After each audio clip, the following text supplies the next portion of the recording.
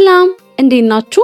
ውድ የቻናሌ ተከታታዮች ዛሬም እንደተለመደው ሚስጥራዊ ሚስት የተሰኘውን ክፍል 3 የመጨረሻ ክፍልን ይዤላችሁ መጥቻለሁኝ። ለቻናሌ አዲስ የሆናችሁ ሰዎች ቤቱን ሰብስክራይብ በማድረግ ጀምሩ። እንዲሁም ቪዲዮ ከተመቻችሁ ላይክ ማድረጋችሁን እንዳትረሱ። በቀጥታ ወደ ቪዲዮ እንሄዳለን።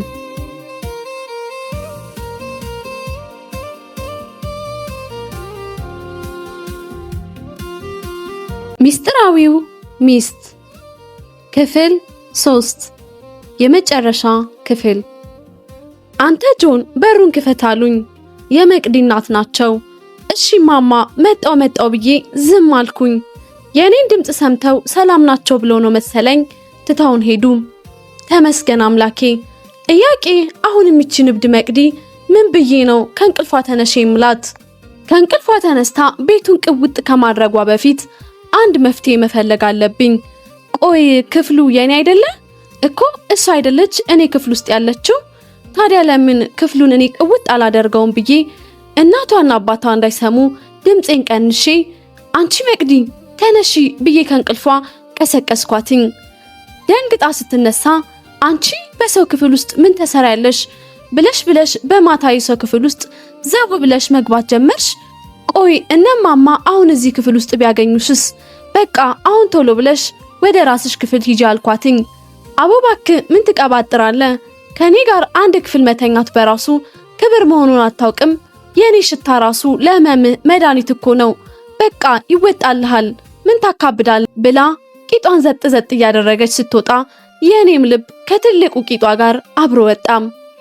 እኛ ወንዶች በየትኛውም አጋጣሚ ይቺን ነገር ካየን እኮ አእምሯችን ትክክል አይሰራም። በነገራችን ላይ ትላንትና መቅዲ ስለ ሽቶ ስታወራ ልቤ ጥርጣሬ ውስጥ ገብቷል። የትናንትናው የደስታ ባህሪ ብዙም ደስ አላለኝም። ቆይ ለምን መቅዲን ሽንት ቤት ነኝ ብሎ አሻት? ከየት ነው የመጣው? ሽንት ቤት ማንም ሰው አልነበረም አይደል? ለምን ከሽንት ቤት ነው የመጣሁት ብሎ ያሻል? ብቻ ሁሉም ነገር ደስ አላለኝም። ይሄንን ነገር ለማጣራት ለደስታ በድጋሜ ናይት ክለብን ሂድ የሚል ሐሳብ መስጠት አለብኝ። ለደስታ ስልክ ደውዬ አንተ ደስታ ቆይ ግን ሞኝ ነህ እንዴ? አንድ ቀን ብቻ መዝናኛ ቦታ ወስደ ዝም ትላታለህ? ሴቶች ምን ያክል መዝናናት እንደሚወዱ ታውቅ አይደለ? የዛን ቀን ናይት ክለብ ይዛት ስለሄድክ መቅዲ በጣም ደስ ብሏታል። ለምን በድጋሜ ይዛሃት አትሄድም አልኩት። አንተ በጣም ምርጥ ሐሳብ ነው። ለምን እንደውም በፍጥነት አንሄድም ሲለኝ እኮ ነገ ማታ ሄደን እንቀውጠው አልኩትኝ። ምርጥ ሐሳብ ነው። አንተ ብቻ መቅዲን አሳምናት አለኝ። ለመቅዲ ችግር የለውም እሱም በእኔ ላይ ጣለው ብዬ ስልኩን ዘጋሁትና መቅዲ ክፍል ሄጄ ሰርፕራይዝ አልኳትኝ። ምንድነው ዛሬ ምን አዲስ ነገር አለ ስትለኝ ነገ በድጋሚ መዝናኛ ቦታ እንሄዳለን አልኳት። ዋው ደስ ይላል፣ ግን የት ብላ ጠየቀችኝ። የባለፈው ቤት ነዋ አልኳትኝ። ባክ እኔ እዛ ቤት መሄድ አልፈልግም፣ እንደ ባለፈው ልትሆኑ ነው አይደል? አልፈልግም ስትለኝ መቅዲ አንቺ ደግሞ ቂም መያዝ ስትወጂ በቃ ይቅርታ አልኩሽ አይደል ብዬ ተቆጥቼ ልሄድ ስል አንተ ደግሞ በትንሽ በትልቁ ቁጣ ታበዛለ፣ በቃ እንሄዳለን አለችኝ። የስ ብዬ ወደ ራሴ ክፍል ሄድኩኝ። በሁለተኛው ቀን እጅ ለእጅ ተያይዘን ወደ ናይት ክለብ ሄድን። ገና ቤት እንደገባን መቅዲና ደስታ መቀወጥ ጀመሩ። እኔ ግን የመጣሁት ለመዝናናት ሳይሆን ለምርመራ ስለሆነ አንድ ጥግ ላይ ቁጭ ብዬ አንድ መጠጥ ይዤ የትናንቷን ልጅ ባይኔ መጠባበቅ ቀጠልኩ። በድንገት ከየት እንደመጣች ሳላቅ ዱቅ አለች። ዋው እንዴት አባቷ ታምራለች! አይደለም በልቶ በለመደ ሰው ይቅርና እኔ ላይ ራሱ እንትን ሳትሆንብኝ አትቀርም። ብቻ ትናንትና እንደዚህ ደስ በሚል ድምጽ እየቀባጠረች የነበረችዋ ልጅ እሷ ናት።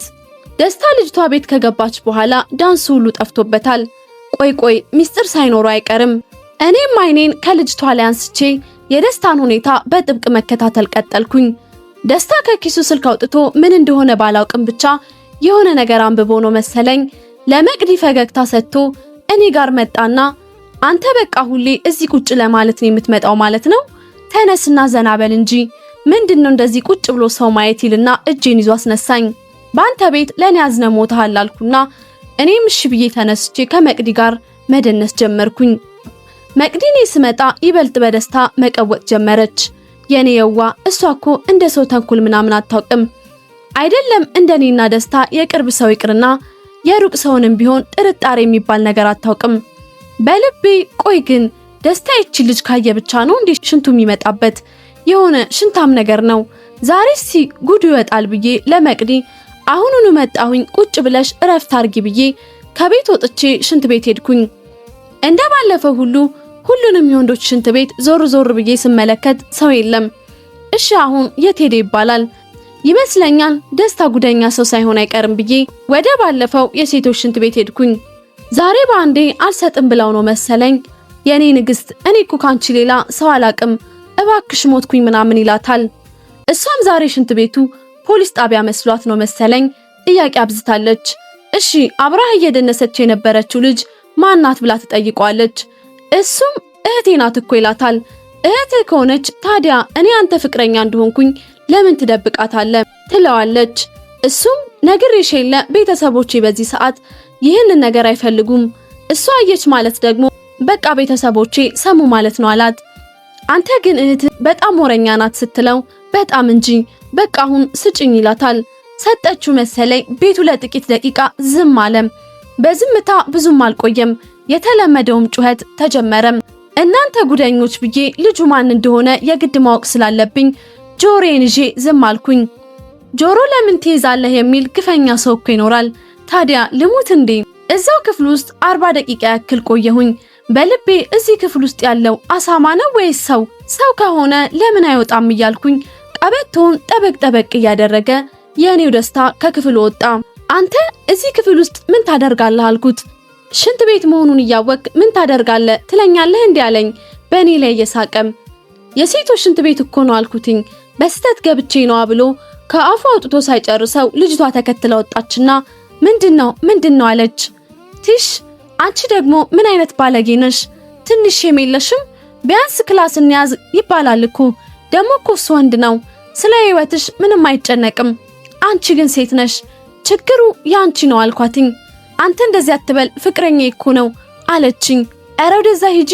በመጀመሪያ ደረጃ ለክብርሽ የሚጨነቅ ከልብ የሚወድሽ ፍቅረኛ እዚህ ሽንት ቤት ውስጥ አምጥቶ ክብርሽን በአደባባይ አይገፈውም።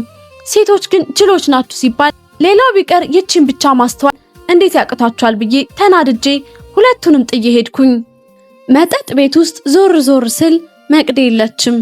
ምናልባት እሷም ሽንት ቤት ሄዳ ይሆን ብዬ ትንሽ ብጠብቃትም ወፍ የለም። እሺ አሁን የት ሄደች ይባላል ብዬ ስልክ ስደውል ስልኳም አይሰራም። ቤት ሄደች እንዳልል መኪና ማሽከርከር አትወድም። እሺ ቆይ አሁን የት ሄደች ይባላል? ለማንኛውም ቀድሜ መኪና መኖርና ለመኖሩን ቼክ ማድረግ አለብኝ ብዬ ውጪ ስወጣ መኪናው አለም። ነገሩ ምንድነው ብዬ ተመልሼ ቤት ልገባ ስል መኪና ውስጥ ሆና አንተ ጆን ባክና ወደ ቤት አድርሰኛለችኝ።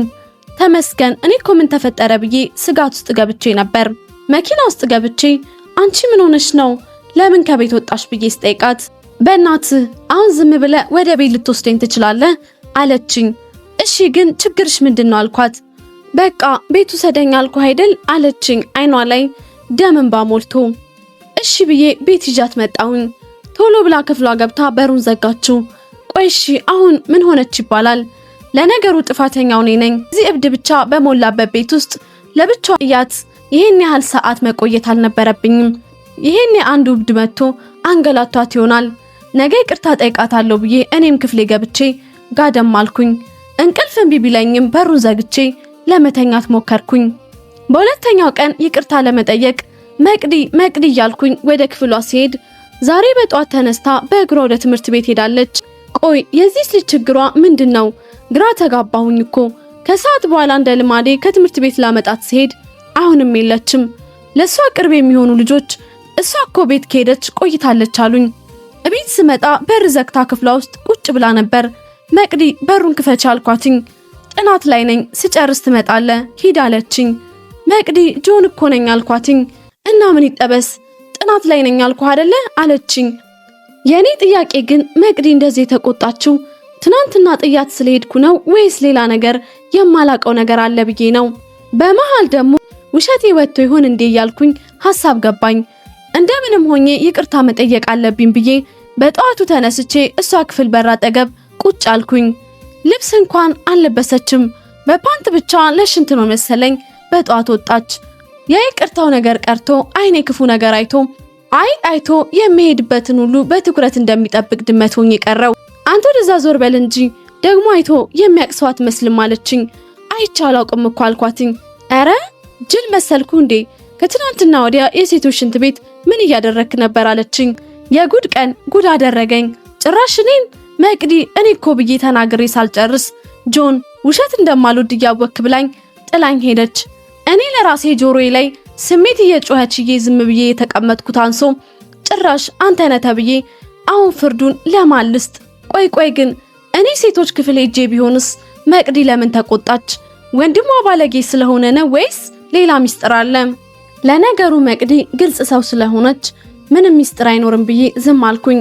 የመቅዲ ዝምታ ግን አሁንም እንደቀጠለ ነው። የመቅዲን ዝምታ ለመስበር አንድ ነገር ማድረግ አለብኝ። ግን ምን? ሁላችንም እራት አብረን እየበላን አይኔ ውስጥ የሆነ ነገር እንደገባ ሰው አይኔን በእጆቼ እያሸሁኝ ምግቡን ትቼ ኧረ እባካችሁ አይኔ ውስጥ የሆነ ነገር ገባብኝ አውጡልኝ እያልኩኝ መቀባጠር ጀመርኩኝ። የመቅዲ እናት አንቺ መቅዲ ተነሽ እንጂ የኔ አይን እንደሆነ ማየት አይችልም ሲሏት ተነስታ መጣ። አሁን በዚህ ሰዓት ላንተ አይን ብቻ የተላከ ነገር ከየት መጣ? መቼም ምክንያት መሆኑ ነው አይደለም? አንተ ግን ሁሌ መዋሸት አይደብርህም? ለእማ ብዬ ነው እንጂ ያንተን ስራ አውቃለሁ። አሁን ዝም በል ብላኝ ጥላኝ ሄደች። በዚህ ብቻ አላቆምም ብዬ ጠዋት ከእንቅልፏ ስትነሳ ጠብቄ ትምህርት ቤት ልትሄድ ስትል ምንም ብልሽት የሌለበትን መኪና የማስተካከል ሰው ሆኜ ለትንሽ ደቂቃ ቢዚ ከሆንኩኝ በኋላ ወይኔ እጄ እያልኩኝ መቀባጠር ጀመርኩኝ። ጆን ምን ሆንክ? እጅህን ቆረጥከው እንዴ እያለችኝ መታ እጄን በትንፋሿ ኡፍ አደረገችው። ከእጅህ እኮ ደም እየወጣ ነው፣ ቀስ ብላ አትሰራም እያለች በልብሷ ደሙን መጠራረቅ ጀመረች። መቅዲን ለማናገር ብዬ እጄን በራሴ እጅ ትንሽ ብቆርጠውም ውጤቱ ግን ደስ የሚል ነበረ። ከዛ ቀን ጀምሮ መቅዲ በድጋሚ ማውራት ቀጠለች። ደስ ሲል ቢሆንም ግን ትልቅ ችግር ውስጥ ነኝ። መቅዲ ለደስታ ምንም አይነት መጥፎ አመለካከት የላትም። አሁን ማውራት የምትፈልገው ስለ ደስታ ብቻ ነው። ወይኔ ደስታ ዳንስ ሲችል፣ ወይኔ ደስታን ሰዎች ሲወዱት፣ ወይኔ ደስታ ጨዋታ ሲችል የሚሉ ወሬዎችን በብዛት ካፏ እየወጡ ነው። ደስታ መጥፎ ሰው ነው ብል ውሸታም የምሆነው እኔው ራሴው ነኝ። ለደስታ ከእንግዲህ ወዲህ መቅዲን ብትቀርብ ለሚመጣው ነገር ዝግጁ ሁን አልኩትኝ። እሱ ግን የኔ ወንድም ጨዋታው እኮ አልቋል። ከእንግዲህ ወዲህ መቅዲ በኔ እጅ ውስጥ ናት። የኔን መጥፎነት ለመቅዲ ለማሳየት በሞከርኩ ቁጥር አንተው ነህ ለእሷ መጥፎስ የምትሆነው። ስለዚህ ዝም ብለህ ቁጭ በል። ደግሞ እኮ አንተ የደሃ ልጅ ነህ፣ እሷ የሀብታም ልጅ። ለፍቅርም ለወንድምነትም እሷን አትመጥንም። አቦ መንገዱን ለኛ ለቀቅ አድርገዋለኝ። አንዳንድ ሰዎች እኮ ልክ እንደ ደስታ ናቸው። አንተን የሚፈልጉት ድልድይ ለመሻገር ብቻ ነው። ደግሞ እኮ ላንተ ያላቸው አመለካከት ከቁስ ሁሉ በታች ነው። የሰው ልጅ ክብርና የሰው ልጅ ማንነት በቁስ የሚለኩ ሰዎች ግን በጣም ነው የሚያስጠሉት። እኔው ራሴ አጣብሼ አሁን ችግር ውስጥ ነኝ። መቅዲ ከደስታ ጋር ቀጠሮ እያለች ውሰደኝ ብላ ሆቴል ምናምን እየወሰደችኝ ነው። የኔ ልብ በቅናት አብጦ ለመፈንዳት ከጫፍ ላይ ደርሷል። በዛ ላይ ደስታ ለኔ ያለው ንቀቱን የደስታን ትክክለኛ ማንነት ለመቅዲ በወሬ ሳይሆን በተግባር ለማሳየት አንድ ነገር ማድረግ አለብኝ ብዬ መፍትሄ ማሰብ ጀመርኩኝ። እንዴት አድርጌ ደስታን በድጋሚ ወደዛ ቤት መውሰድ እችላለሁ? የደስታ ፍቅረኛ እንደሆነ ደስታ ከሌለ ወደዛ ቤት ድርሽም አትልም። ለደስታ ስትል ብቻ ነው ወደዛ ቤት የምትሄደው። ጥላቻና ድብድብ ለደስታ ጥሩ ይመስለኛል። ምክንያቱም መቅዲ በዚህ ሰዓት ደስታ የሚለውን ነገር ሁሉ መቀበል ጀምራለች። በተቃራኒ የኔን ወሬ ሁሉ ውሸት እንደሆነ አድርጋ መቀበል ጀምራለች። ይህ እንዲሆን ምክንያቱ ደግሞ ደስታ ነው። ደስታ ለሱ ግጥም እየሰጠሁት የነበርኩት እኔ እንደሆንኩኝ ነገራት። እሱ እውነተኛ ሆነ፣ እኔ ደግሞ ውሸታም ሆኜ መቅዲ በእኔ ላይ ምንም አይነት እምነት የላትም። አይ ጆን፣ እኔ እኮ አንተን አስቀምጬ የነበረው ቦታ እና አሁን አንተን ያገኘው ቦታ በፍጹም የተለያየ ቦታ ነው። አይገርምም? አንድም ቀን እንደዚህ አይነት ሰው ነው ብዬ አስቤ አላውቅም። እኔ እኮ ምንም ነገር ካንተ ደብቄ አላውቅም ነበር። አንተ ግን ጭራሽ በእኔ ስሜት ላይ እየተጫወትክ ነበር። ይሁን ብቻ ጥፋቱ የኔ ነው። ከእንግዲህ ወዲህ ግን ዝም ብለህ ውሰደኝ ያልኩ ቦታ ውሰደኝ እንጂ ምንም አስተያየት ሆነ ምንም እርዳታ ካንተ አልፈልግም ብላ ማስጠንቀቂያ ሰጠችኝ። አሁን የኔና የመቅዲ ግንኙነት በስራ ላይ ብቻ የተመሰረተ ነው። ከእንግዲህ ወዲያ እውነተኛ ማንነቴን በተግባር እንጂ በወሬ ለመቅዲ ማሳየት አልችልም። ስለዚህ ምን ማድረግ አለብኝ? ደስታን ይቅርታ መጠየቅ። እኮ ጥፋተኛው እሱ። እኔ ይቅርታ ልጠይቅ። ሰዎች ይቅርታን ለብዙ ምክንያት ሊጠቀሙት ይችላሉ። አንዳንድ ሰዎች የሰሩትን ጥፋት ለህሊና ሰላም ሲነሳቸው ከልብ ተጸጽተው የበደሉትን ሰው ይቅርታ አድርግልኝ፣ ሰላም ይመልስልኝ ብለው ይቅርታ ይጠይቃሉ። አንዳንድ ሰዎች ደግሞ ከልብ ያልሆነ ይቅርታን የሚጠይቁ ሰዎች ናቸው። እነዚህ ሰዎች ይቅርታን የበር ቁልፍ አድርገው እየተጠቀሙ የሌላ ሰዎችን ድክመት ለመጠቀም ይሞክራሉ። አንድን ሰው ለመጉዳት አቅም ሲያጡ፣ መንገድ ሲያጡ ይቅርታ ጠይቀው ቀርበው ድክመቱን እንደገና ለማሳየትና ሌላ እድል ለማግኘት ሲሉ ይቅርታን ጠይቀው በድጋሚ ይቀርቡታል። በነገራችን ላይ ይቅርታ በቀል አይደለም። ይቅርታ የበደል ዱላ አይደለም። ይቅርታ መልሶ የሚያጠቁበት መሳሪያ አይደለም። አንድ ቀን ወደ ደስታ በቀጥታ ሄድኩኝ። ይሄን እሱ ላጠቃው ዱላ ምናምን ይዤ ሄድኩ ነው የሚመስለው። አንተ እዚህ ምን ታደርጋለህ አለኝ። ሱቅ አይደል ልገዛ ነው አልኩት። ዝም አለ። ኮንዶም ስጠኝ አልኩት። ፊቱን አጨማዶ ኮንዶም አውጥቶ ሰጠኝ። ብቻ አይኑን አይቶ ብዙ ጥያቄዎች ፊቱ ላይ ማንበብ ይቻላል። ሁኔታው ስላስገረመኝ ደስታ ምን ነው ኮንዶም አይቶ የማያውቅ ሰው መሰልክ እኮ ነው ወይስ ከዚህ በፊት አይታ አታውቅም አልኩት። አይ ትንሽ ገርሞኝ ነው፣ ባንተ እጅ አይቼ አላውቅም ለዛ ነው አለኝ። በፊት እኔ የማውቀው ሌባ የሌባን ጸባይ ያውቃል ሲባል ነው። አንተ የኔን ጸባይ ባለማወቅ እስካሁንም ብቻዬን እየሳኩ ነበር አልኩት። ጆን ምንድነው የምታወራው አንተም አለኝ። አቦ በፊት እኮ አራዳ ነበርሽ፣ ትዝ ይልሃል ያቺ ቀን? የትኛዋ ቀን ብሎ ጠየቀኝ። ረጅም የውሸት ሳቅ ስቄ ሽንት ቤት ውስጥ በሌብነት የያዝኩ ቀን ነዋ አልኩትኝ። እና ምንድነው አለኝ። የዚያ ቀን እኔ እዛ ለምን እንደሄድኩ ታውቃለህ አልኩት። እኔ እንጃ ሲለኝ በድጋሚ መሳቅ ጀመርኩኝ። ጆን አንተም እንትን ምናምን ፍለጋ ብሎ ሳይጨርስ እንደገና ሳቄ ሞቅ አድርጌ መሳቅ ጀመርኩኝ። አንተ ሌባ አሁን ገና ገባኝ ብሎ እሱም መሳቅ ቀጠለ። ለካ አንተም ልትሰርቅ ሄደህ ነው ሌብነትን ለመደበቅ እኔ ላይ እንደዚህ የሆንከው። እኔ ደግሞ ለመቅዲ ጥብቅና ምናምን ልትቆም መስሎኝ እኮ ነው። ምን አይነቱ ጅል ነው እያልኩ ነበር ብዬ ረጅም ሳቁን ቀጠለ። እባክህ ጅል ነህ እንዴ? እኔ አይደለሁ እንዴ መቅዲን እንድትቀርብ ያደረግኩ? እሱማ ልክ ነህ አለኝ። አሁን እሱን ትተን መቼ ነው በድጋሚ መቀወጥ የምንችለው አልኩት። ከመቅዲ ጋር ነው ብሎ ጠየቀኝ። እባክህ እሷ ስትኖር ነፃነት አይኖርህም፣ እሷ ባትኖር ደስ ይለኛል አልኩት። ምን ችግር አለው? ቅዳሜ ምሽት ሶስታችንም አብረን እንቀውጠዋለን። ዛሬ ግን እኔ እናንተ እንሄዳለን አለኝ። በጣም ደስ አለኝ። ዛሬ ማታ የጉድ ምሽት ይሆናል። አመሻሽ አካባቢ እኔና ደስታ እጅ ለእጅ ተያይዘን ወደ ተለመደው መጠጥ ቤት ሄድን። እድለኛ ከሆንኩ ዛሬ ጉድ ይወጣል። ጥያቄው ፍቅረኛው ትመጣው ይሆን የሚል ነው። እስኪ እሱን አብረን እናያለን። ደግሞ ትመጣለች የሚል እምነት አለኝ። ምክንያቱም ደስታ እኔንም በምንም መልኩ እንዳይጠራጠር ሙሉ በሙሉ ሐሳቡን የማይቀይር ነገር እኮ ነው የነገርኩት። አንድ ጥግ ይዘን ሁለታችንም ቁጭ ብለን መጠጣት ቀጠልን። ጨዋታው ስለ ሴቶች ነው። እኔ ነኝ ከዚህ በፊት እዚህ ቤት ስላወጣቸው ሴቶች ቀድሜ መናገር የጀመርኩት። ከዛ በኋላ እሱም ልብ ውስጥ ያለውን አብረዋን ሶላ ስለተገፈፋቸው ሴቶች አንድ በአንድ መናገር ቀጠለ። ይሄ ቀዳዳ እኔ እኮ ሴት የሚባል ነገር አላውቅም። ለመጀመሪያ በጓደኝነት ቀርብ የማውቃት ሴት መቅዲ ብቻ ናት። የሰውን ከውጪ የሚታየውን ሁኔታ አይቶ እሱ እንደዚህ እሷ እንደዚህ ናት አይደለም ብሎ መገመት ልክ አይደለም። ይህንንም የተማርኩት በደስታ ነው። ከምር ደስታ ማለት እኮ ከውጪ ላይ የሚመለከተው ሰው በቃ የቤት ልጅ ምናምን ነገር ነው የሚመስለው። በተቃራኒው እኔ ደግሞ ሁሉን ነገር የምችል በነገሮች ሁሉ ብቁ ሴቶችን ቀርቤ ማሳመን የምችል ወንድ መስላለሁ። እውነታው ግን ሌላ ነው። አንድ ሁለት እያልን ለካ ብዙ ጠጥተናል። አይኔ ውጪውን በማየት ላይ ነው። እስካሁንም ፍቅረኛውም አልመጣችም። በእግዚአብሔር ቶሎ ብለሽ ነይ እያልኩኝ ነው። እሷ ግን መምጣት አልቻለችም። ቀስ ብዬ የደስታን ስልክ ከጠረጴዛ ላይ አንስቼ ለፍቅረኛው የኔ ፍቅር የት ነሽ? እኔ እዛው የተለመደው ቦታ ነኝ። በጣም ናፍቀሽኛል። ከናፈኩሽ በፍጥነት ድረሺ ብዬ ሜሴጅ ላኩኝ። ደስታ ግን የሷን አለመምጣት እንደ ጥሩ አጋጣሚ ተጠቅሞ ውብና ቀውጥ የሆነች አንዲት ሴትን ይዞ ቤቱን አብረው ቀውጥ እያረጉት ነው።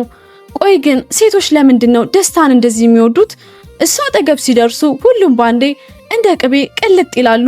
በልቤ ዛሬ እቺን ውብ ልጅ ማውጣት ከቻለ የእውነት ይችላል ብዬ ሳልጨርስ እዛው ከንፈሩን መሳብ ጀመረች። የዛሬዋ ደግሞ ምኗ ጉደኛ ናት ባካችሁ። ከዛም ቲሸርቱን ይዛ ወደ ተለመደው ክፍል ወሰደችው። የሚገቡበትን ክፍል ካየው በኋላ ለመቅዲ ደውዬ መቅዲ በጣም አሞኛል፣ እባክሽ የባለፈው መጠጥ ቤት በፍጥነት ድረሽልኝ ብዬ ስልኩን ዘጋሁት። ስልክ ስትደውል አውቄ ዝም አልኩኝ። አምላኬ ሁለቱም ባንዴ እንዲመጡ አድርግ እያልኩኝ እኔም የፍርሃቱን ደስታ ብቻ አላውቅም ሽንቴን ወጥሮኛል። የደስታ ፍቅረኛ መጣች። አይኗ ውሃ የጠማው ውሻ ይመስላል። አይኗን ዞር ዞር እያደረገች ቤት ውስጥ ደስታ መፈለግ ቀጠለች። እሱ ግን ቤት ውስጥ የለም። በዚህ መሃል መቅዲ መጣች። ጆን ምን ሆንክ እያለች መላ ሰውነቴን መበርበር ጀመረች። ነይ የሆንኩትን ላሳይሽ ብዬ እጇን ይዤ ልወስዳት ስል ባክህ ልቀቀኝ፣ ትቀልዳለህ እንዴ? አንተ በሰው ህይወት መቀለድ ድሮም ትወዳለህ። እኔ እኮ የእውነት አመመኝ ያልከው መስሎኝ መኪናውን በምን አይነት ፍጥነት ይዤ እንደመጣው የማውቀው እኔ ነኝ። አንተ ግን ትቀልዳለህ አይደል ብላ ጥላኝ ልትሄድ ስትል እሺ ደስታ የት እንዳለ ታውቂያለሽ አልኳትኝ። ደስታ የሚለውን ቃል ሲሰሙ ሁለቱም ሴቶች ደነገጡ። ሁለቱም የኔው ደስታ አሉኝ። አዎ የሁላችሁም ደስታ አልኳቸው። መቅዲ ማነሽ የኔ እህት? ባክሽ ወደ ቤት ሂጂ ልጁ እብድ ነው አለቻት። ልጅቷ ግን አይደለም እዚህ ነኝ ብሎ ሚሴጅ ልኮልኝ ነበር እኮ ማናህ አባቱ ደስታ የት ነው አለችኝ። የባለፈው ሽንት ቤት አልኳትኝ። የሴቶች ሽንት ቤት ብላ በፍጥነት ሄደች። እኔም ተከትዬ ሄድኩኝ። መቅዲም በእኛ ሁኔታ ግራ ስለተጋባች ተከተለችን። ልጅቷ ሽንት ቤት ከደረሰች በኋላ በሩን ማንኳኳት ጀመረች። ከዝምታ ሌላ መልስ ግን አልነበረም። ደስታ ደስታ እያለች በሩን መደብደብ ቀጠለች። አሁንም ከዝምታ ሌላ መልስ አልነበረም። ጩኸት የሰሙ ሰዎች ሁሉም መሰብሰብ ጀመሩ። ቤቱ በውስጥ ተቆልፎ ስለነበረ በሩ አይከፈትም። ባለቤቱ መጥቶ ምንድነው ሲል እኔ ፈጥኜ የሆነች ልጅ ራሷን ልታጠፋ ገብታ ነው፣ በፍጥነት በሩን ክፈቱት አልኩኝ። ሰው ሁሉ ነፍስ ለማዳን ብሎ በሩን በግድ ሰብረው ቤቱ ገቡ። ምኑን አዳኑት? ገደሉት እንጂ። ግማሹ ይስቃል፣ ግማሹ ይሳደባል። እኔ በደስታ ብዛት ስክር ብዬ ልወድቅ ሁሉ እየሆንኩ ነው። ደስታ ሁሌም እዚህ ክፍል አምጥቶ የሚያስቀባጥራት ቺክ ቢላዋ ቢኖር ትወጋው ነበረ። እኔን የገረመኝ ግን የሷ ነገር ሳይሆን የመቅዲ ዝምታ ነው። ጭራሽ ጆና ወደ ቤት እንሂዳለችኝ። እሺ ብዬ መኪና ውስጥ ገብተን ጉዞ ቀጠልን። አይዞሽ መቅዲ ይሄ ባለጌ እኔ እኮ በቀደምም ብዬሽ ነበረም አንቺ ነሽ እምቢ አልሽው ብዬ ሳልጨርስ ስለ ደስታ ካንተ በላይ ያውቃለሁ አለችኝ። እንዴት ብዬ ስጠይቃት የደስታ ፍቅረኛ የትምህርት ቤት ጓደኛዬ ናት፣ ሁሉንም ነገር ትነግረኝ ነበር አለችኝ። እና ይሄንን ሁሉ ጉድ እያወቅሽ ነው የምትወጂው አልኳት። ባክ እኔ እሱን አልወደውም፣ እኔ እኮ ከ5 ዓመት በላይ ሚስት ሆኜ የምኖርለት ባላለኝ ብላ ሳቀች። ምን እኮ ማን ነው የት ነው የሚኖረው አልኳትኝ። አየክ ችግርክ ማስተዋል አትችልም። ይህንን ሁሉ ዓመታት የራስህን ስጦታ ለሰው ለመስጠት ግጥም ጽፈ እየሰጠ ሆቴል ይዘህ እየሄድክ ኖረሃል። እኔም ላንተ ደስታ ጅል ሆኜ ሁን ያልከውን ሁሉ እየሆንኩልህ ነበር። ከእንግዲህ ወዲህ ግን እንደዚህ ነገር ብትሞክር ራሴን የማጠፋው አለችኝ። ምን እኮ አንቺ የኔ ሚስጥራዊ ሚስት ኖ አይሆንም። ከአፌ እንዴት እንደወጣ ሳላቅ ራስሽን አታጥፊ። እኔ እኮ በጣም ወድሻለሁ። ላንቺ ደስታ ስላይደል እኔ ሲን ሁሉ ነገር የሆንኩት አልኳት። እኮ ባሌነ አይደል አለችኝ። ኖ እኔ ወንድምሽ ነኝ፣ አንቺ ደግሞ እህቴ ነሽ። እንደዛ ስላት ከመኪናው ውረድ አለችኝ። ለምን አልኳት። ውረድ ብላ በድጋሚ ጮችብኝ። መቅዲ ምን መሰለሽ ብዬ ሳልጨርስ ሽጉጥ ከየት እንደሆነ አውጥታ አናቷ ላይ ደቅና አሁን አትወርድም ብላ አስፈራራችኝ። እሺ ወርዳለሁ፣ ግን ይህን ነገር መሬት ላይ አስቀምጫ አልኳትኝ። በራሴ ህይወት ላይ ምን አገባ? የሚያገባ የምታዝም ቢሆን በ5 ዓመት ውስጥ ትክክለኛ ስሜቴን ማወቅ በቻልክ ነበር። እውነታው ግን እኔ ላንተ ምንም አላደርግም። የኔ መኖር ላንተ ምንም ጥቅም የለውም። እኔ ደግሞ ካንተ ተለይቼ መኖር አልፈልግም አለችኝ። ሰውነቴ ምን አይነት መንፈስ እንደተቆጣጠረው አላቅም። እኔም እኮ ወድሻለሁ፣ እኔም እኮ ካንቺ ተለይቼ መኖር አልፈልግም ብዬ ከንፈሯን በድንገት ሳምኳትኝ። ጅል ነህ እሺ እንደዚህ አትልም ብላ እሷን ምላሽ ሰጠችኝ። የራስ የሆነ ነገር ያው የራስ ነውና 5 ዓመታትን ፍቅሬን ለሰው ለመስጠት ቀና ደፋ ብዬ መጨረሻ ላይ እኔው ራሴ ተጠምጄ ቀረሁኝ። አንዳንድ ጊዜ ሰዎች ልክ እንደ መቅዲ ሁን ያልከውን ነገር ሁሉ የሚሆኑት፣ አድርግ ያልከውን ነገር ሁሉ የሚያደርጉት ስለማያውቁ ሳይሆን አንተን ስለሚወዱ ላንተ ደስታ ብለው ነው። በህይወት ጉዞ ላይ እና በሩጫ ውድድር ላይ ምንም ሰው ከየት እንደሚነሳ እንጂ እንዴት እንደሚጨርስ እርግጠኛ መሆን አይቻልም። ስለዚህ መጨረሻ ላይ ምን ሊፈጠር እንደሚችል ስለማይታወቅ መጨረሻህን ዛሬ ላይ ሆነህ አትገምት። በህይወት ውስጥ እንደኔ ቸልተኛ አትሁን፣ ሁሌም ማስተውል። እኔ ባለማስተዋል በ1 ዓመት ውስጥ የማገኛትን መቅዲን ለማግኘት 5 ዓመታት ጠብቄያለሁ። በዙሪያ ያሉትን ነገሮች ምንም ጥቅም እንደሌለ አድርገ ሩቅ ብቻ አትመልከት።